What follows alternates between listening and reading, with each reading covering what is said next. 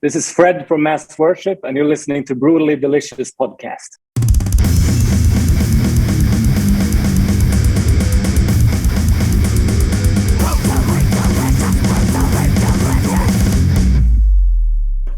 Me? You. I'm on the west coast in Sweden, small town called Trollhättan. Oh, okay. Nice to meet you, Rena. Nice to meet you too, Frederick. I'm here across the bay in Finland. Oh, nice. Cool. Yeah, here in beautiful Espoo, drowning in sleet and ice and fucking humid coldness that will strangle your soul.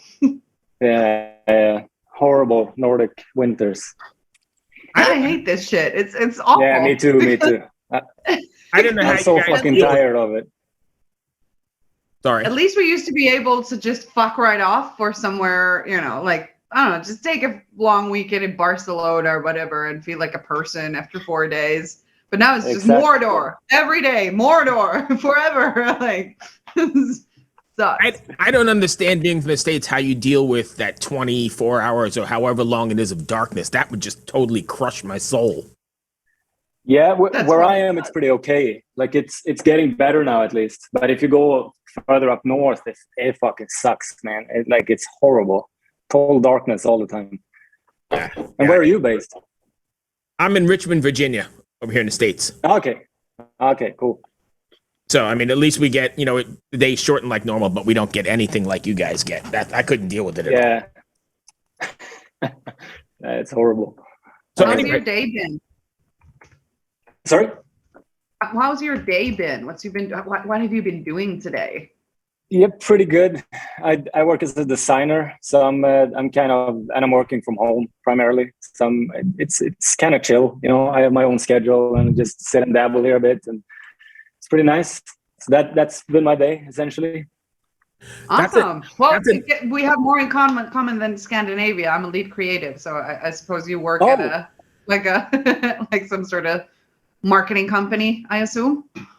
It's actually a fintech company, but I work with UI UX design, so it's more product based rather than marketing material. Yeah, nice. How do you see like combining which do you see as your more true self? Your designer personality or your musician personality? Yeah, it's pretty horrible because I mean the musician personality is very intuitive and honest and everything, and I do some design stuff for our band as well. But the design stuff I do for our band is so not me. Like that's not me at all. And I would say that the design stuff I do for work is more in line with who I am. Like very structured. UI and UX design is more about like structure and development, products, stuff like that. So it's very like strict and logical, everything. So that's definitely more in line with my personality. Nice. Cool. Interesting. So you would describe yourself as like a pragmatic, logical person who gets their kicks think so. out. Yeah. Boring, no humor, all of that stuff that comes with. We just spoke to a civil engineer, so don't you worry. Okay. We're cool with nerdy musicians. I'm good. So let's talk about Mass Worship here real quick, and then we can get off sidetracked again like we normally do. But congratulations on Portal Tombs. I see that made it pretty high on the charts in Sweden. What's that feel like after putting so much time into the record and getting it all done that somebody actually gets it on the other side of the speaker? Yeah, gives a fuck. Yeah. I feel it was amazing. It's super nice, and I mean the response we've had on this record compared to the previous one is like miles away. It's been so good, and it really feels like people are really understanding what we're doing now and what this band is about essentially, and it resonates differently this time around, and it just feels amazing. And spending that amount of work on it, and we had to postpone the release because of COVID.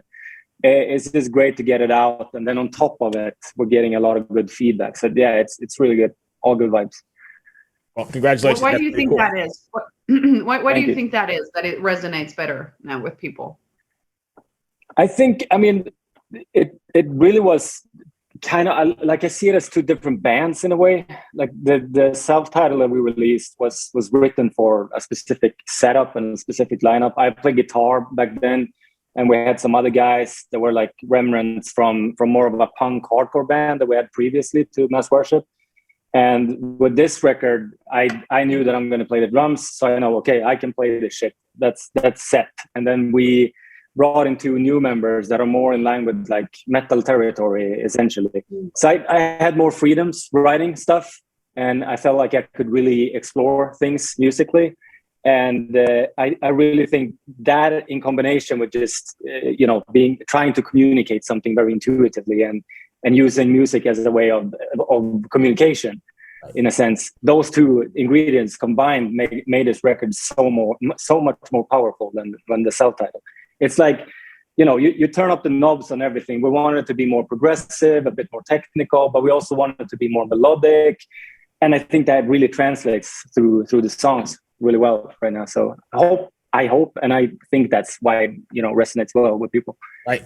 That's great. So I'm going to jump in again here. Orcus Mouth. Love the song. Love the video.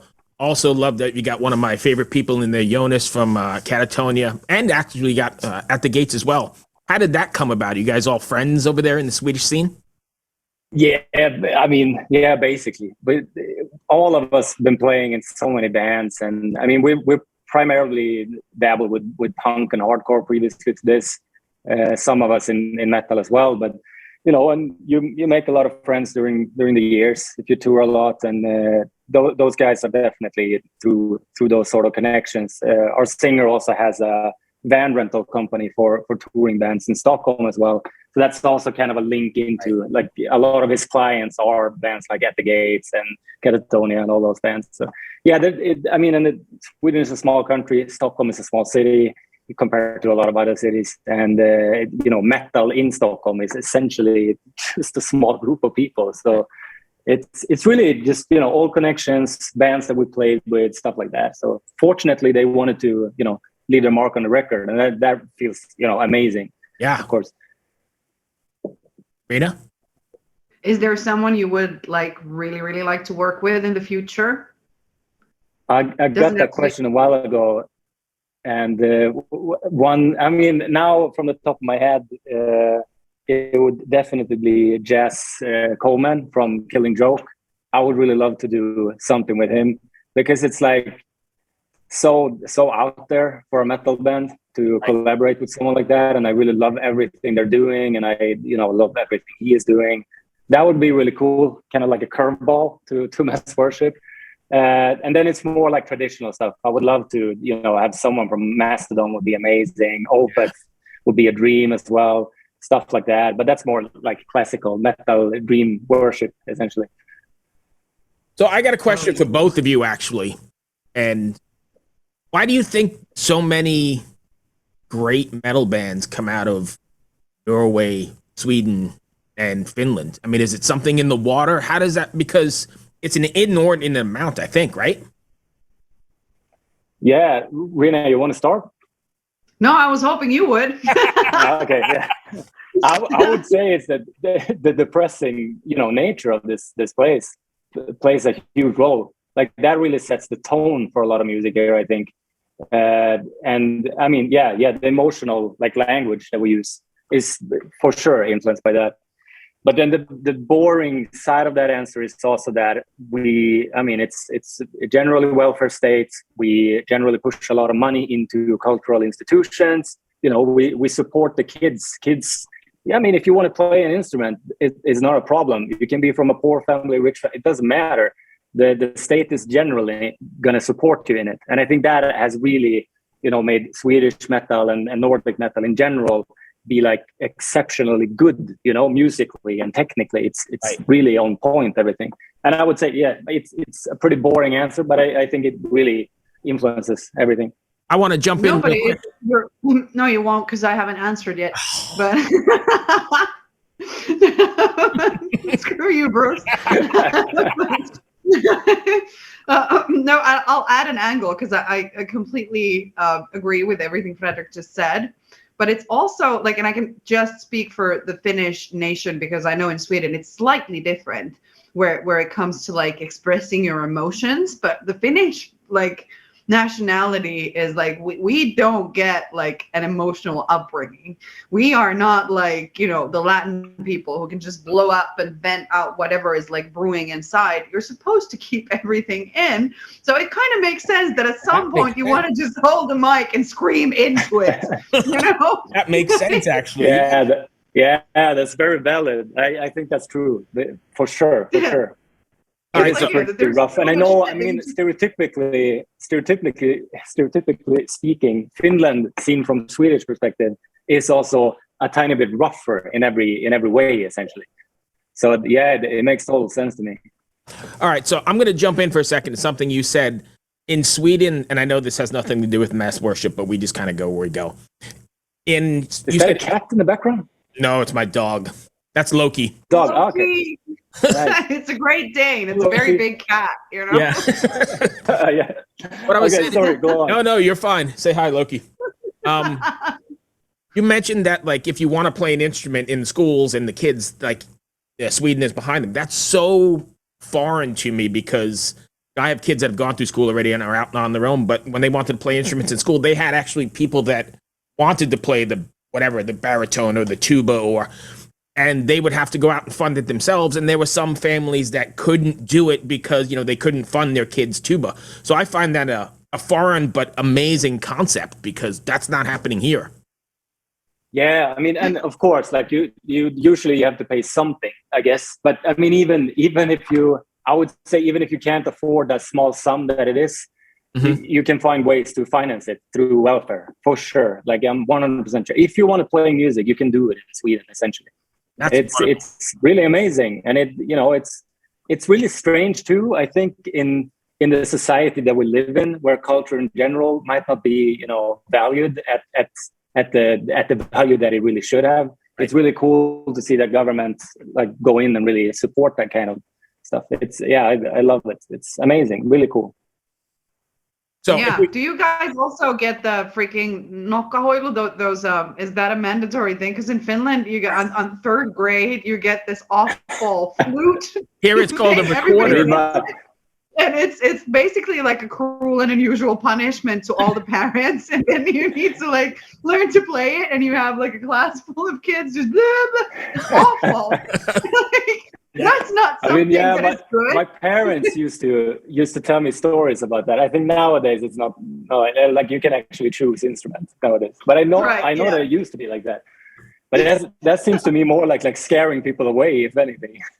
Yeah. True, because like you cannot conjure up a pleasant sound from that. Like, even if you're a virtuoso of that fucking flute, it's just gonna be ear torture no matter what. Like, and then they all get together in that assembly and they play 10 of them or 20 of them, and you're sitting in the audience, you gotta clap and film it, but you're like, what the hell just happened? But maybe that's something we should sample for the next record. It's like the most horrible sound you can conjure.